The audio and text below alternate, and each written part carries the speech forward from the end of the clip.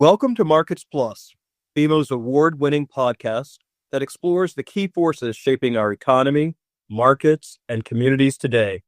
I'm Eric Smith, Vice Chairman of BMO, and I'm honored to introduce our next episode from the Latino Leaders Index500, powered by BMO. In this episode, we're joined by Nestor Plana, founder, chairman, and CEO of Independent Living Systems, and Alex Hernandez, President and CEO of Hernandez Construction and Development. We're thankful to have these two visionary leaders who are driving impact in the Latino business community. The conversation is moderated by Eduardo Tobon, head of the Economic Equity Advisory Group and Latino segment head at BMO. He brings deep insight into our efforts with their respective sectors. Together, they'll dive into the evolving landscape of healthcare, real estate, and construction, the innovations shaping their respective industries, and the impact their companies are making in the communities they serve. Let's listen in. Welcome to Markets Plus, where leading experts from across BMO discuss factors shaping the markets, economy, industry sectors, and much more. Visit bmocm.com/marketsplus for more episodes. We are thrilled to continuing to be partnering with Latino Leaders magazine to recognize the significant contributions of Latinos in the business world. It's always a pleasure to be here in Miami. This is our third year, and it's crazy to think when we started, the room was a third this size. I think it was the top 100, and we only had one bar. So we've learned and we've expanded to 500, a much larger room, much larger programming, and so glad that you're all here with us. Florida has double the national growth rate in terms of GDP, standing at nearly 1.3 trillion, making it the 16th largest economy in the world. Florida also leads the nation in new business formations, with over 3 million formed since 2019. Importantly, the Latino GDP in Florida is 20% of the state's economy, and we have always celebrated many large Latino-owned companies as part of our Index 500 over the years. In Miami alone, we have so many Latino leaders, as evidenced by our great turnout today. Thank you for joining us.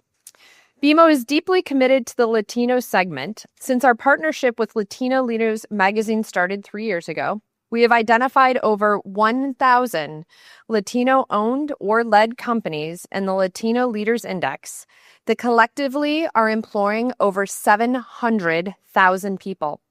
Those companies are generating close to $150 billion in revenues and growing every year. BMO has helped secure financing and is already serving close to 10% of the companies in this index. Through our business advisory approach, we offer resources and tools that go beyond a financial transaction, where we advise not only the company, but the owner and its employees through wealth, personal banking, small business banking, commercial loans, business transition, treasury management, and even venture capital. The Hispanic community is positioned to power America's economy for generations, and BMO is proud to be a committed partner.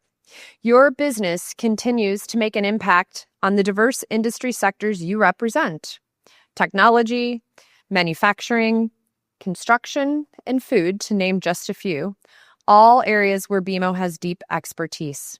Speaking of expertise, we have a number of talented BMO bankers here from all of our lines of business. So for those of you that don't know BMO, please find someone with a blue name tag and come meet us. We would love to speak with you. And I must say, I acknowledge I'm probably very biased, but I think we have the best bankers in the industry. So for those of you who are BMO, can you just raise your hand, and thank you for joining us tonight. We have a wonderful agenda ahead, including our awards ceremony and our special CEO panel. So let's kick it off. Thank you. As many of you know, and you can see here, we have a lot of CEOs and founders of companies. And we have the privilege tonight to have two of the best. Nestor Plana, CEO and founder of Independent Living Systems. It's a privilege to have the opportunity to discuss with both of them about their trajectory, what they've seen in their own companies. We have two top 100 companies here with us on stage. Nestor himself has built the largest healthcare provider of our list. Has ranked number 17 on the list. Every year has been going up. There's a lot of growth, a lot of history there.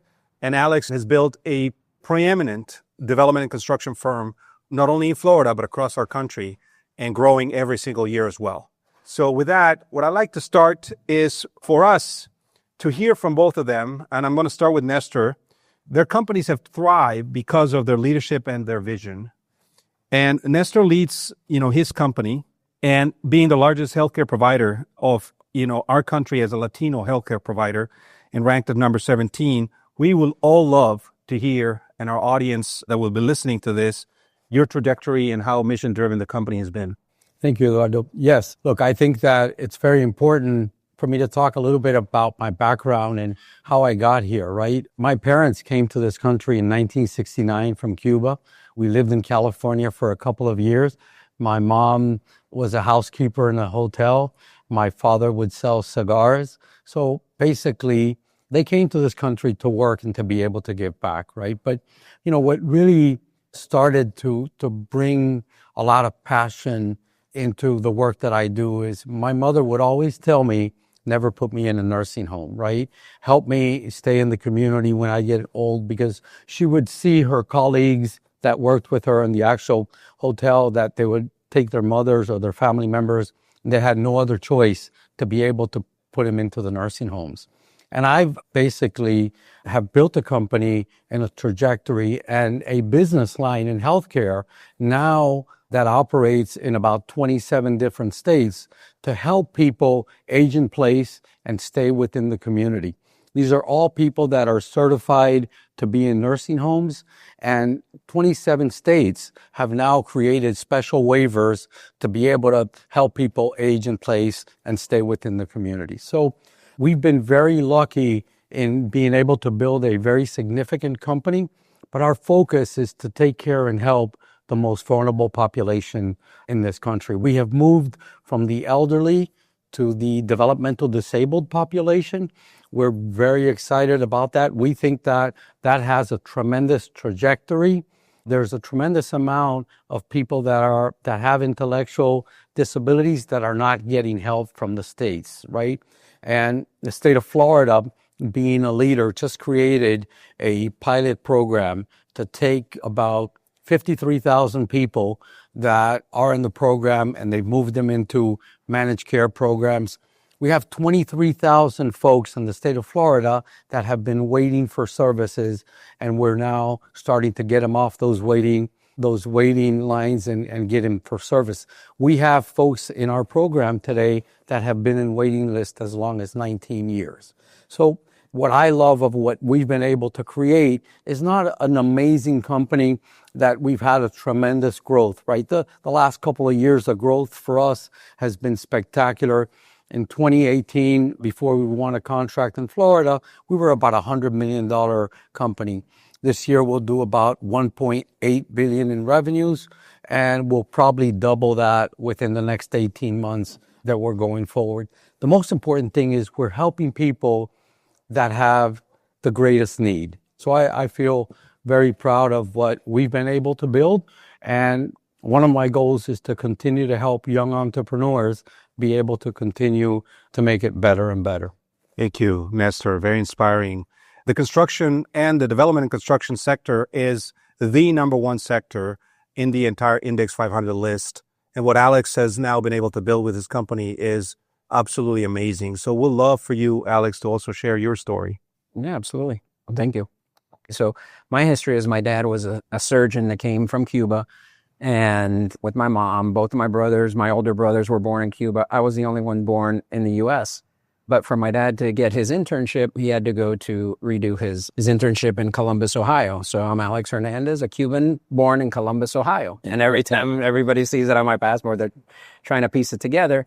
But, and going through that journey and we, after he got his internship, we moved down to Miami because of, all his friends from Cuba and moved down here when I was 4. Grew up in Miami and just was watching that vibrant, I remember every one of my dad's friends was, somehow involved in the business community, banking. So I just think by growing up around that, it was an unbelievable impact, right? So when we talk about community, it's so important because it's those kind of impacts around us and those times and sharing that. My journey then took a little bit right after college. I moved up 45 minutes up the road to Fort Lauderdale, but it might as well have been a different world, right? Because it really was very different, especially not so much today, but 30 years ago, it was very different. But incredibly accepting, and I got opportunities to work in great companies. Actually, one company was Styles, and I was given an opportunity here, and I was able to raise through there. And later, they were my seed money, right? They invested in me to go out and open the company.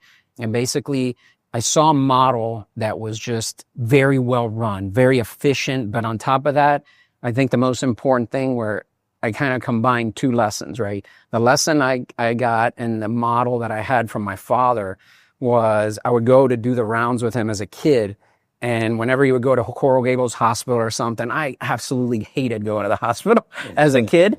But I think this philosophy of, like, he knew everybody in that hospital, every nurse, everybody that worked, and it didn't have anything to do with what their employment role or status was, but just, being around them. And I think I got that mentorship and incredibly same in Fort Lauderdale with Terry Styles as a pillar of that community that everybody, if it's Fort Lauderdale based, you can't get around not knowing it, right?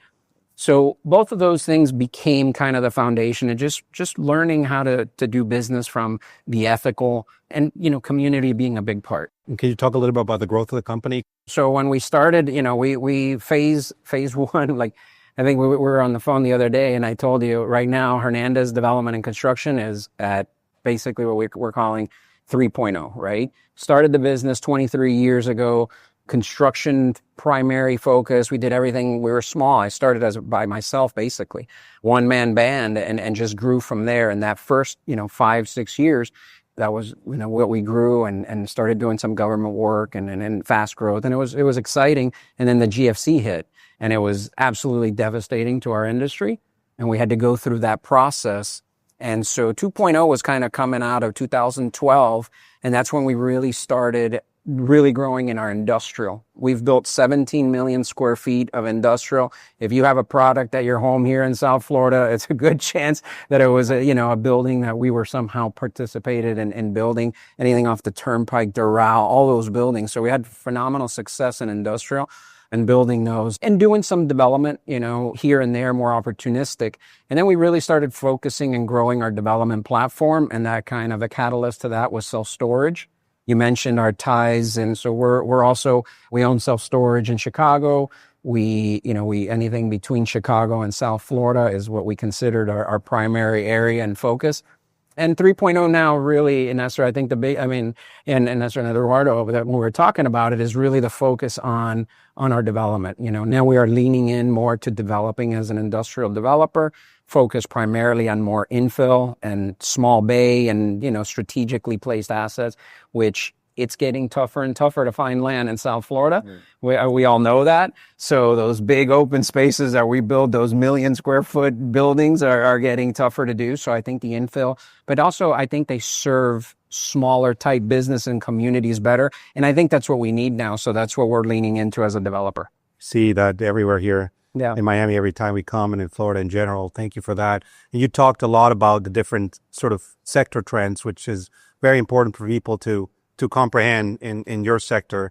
Perhaps, Nestor, as the healthcare sector is, a sector that everybody has an opinion of, everybody has some level of understanding, but they're not living it day to day the way you are. Can you talk a little about the trends that are happening? Yeah, as a matter of fact, I was at a session yesterday, and the name of the session was The Sick Puppy, because the industry is going through a lot at this point, right? You've seen what's happened in the public markets on the health plan situations. The big, beautiful bill is going to take a significant amount of dollars and of people that are insured in the system. There will be 16 million people that are part of the Affordable Care Act that could lose their insurance policy. So I think that healthcare is going to go through some changes. The hospital industry is going to go through some changes. The pharmaceutical industry is going to go through some changes. But I think that we're going to be okay. both of you need access to capital, have needed access to capital in your career, in your trajectory with your respective companies. When you look for a partner and you have multiple options for partners when it comes to financial institutions that provide that access to capital, what do you look for? Look, I think that at the end of the day, when you're looking for a financial partner, you're looking for a relationship. You're not looking to be an account number with the last four digits of your account, right? You're looking for personal relationships. And Eduardo, look, I have to tell you, you guys did an amazing job to be able to come into our credit facility. When you're able to have a financial institution that you have the co-chairman of the bank call you and say, I want to become your partner, that's what it's all about, right? I have a philosophy that people do business with people, right? People don't do business with institutions. People don't do business with brick and mortar. People do business with people. And, that's what you look for a real partner. It's great advice. Thank you for that. Thank you for sharing. But you, Alex? Yeah, I mean, I could echo that almost to the T, right? So as somebody that founded this company from scratch and, starting with community banks and, as I've evolved over 23 years, you get to the point that you start outgrowing. But the essence of your question is, what are you looking in that partner? And at the end of the day, I think it's really important that it's relationship based. It's knowing who you are, what your vision is, and helping you. And that's one of the things that I think since we've joined BMO that I think it's fantastic we're sitting here today in this type of event. Not only are we getting to socialize, meeting new people, but you get to start seeing the resources, right? You could see that there's real resources here thinking about people and the next steps in M&A, whether you want to become a sale or an ESOP and knowing you have those resources there to go just have a chat. I might not be thinking of selling today, but maybe down the road, or maybe, knowing that's there. And at the same time, getting a market oversight from, I think those resources is really, the game changer for us to make that decision. Thank you for that. We're here to celebrate each and every company, regardless whether they bank with us or not. We obviously ultimately would love to have many more companies bank with us, and we have the expertise to do so. But each and every company goes through their journey, and they have a lot of trusted partners and advisors that they had relied on for many years. Let's talk a little bit about the future. And every company is thinking about the future. When you look at what's happening, and we were talking about the outlook and also in the M&A discussions, how AI and technology have been playing a very significant role so far this year in investments. What are your companies looking at when it comes to AI, what you're seeing your competitors do when it comes to AI? If I can start with you, Nestor. Yeah, look, I think AI in healthcare is extremely important, right? Like I mentioned, we manage very vulnerable populations. Some of our care managers today take 6 hours with the patient to develop a care plan and a model of care. We need to be able to reduce that to be a lot more efficient. We also have to play a little bit of defense because AI is becoming very aggressive with providers and being able to bundle and upcode claims that we're going to have to pay. So we have to play defense for that.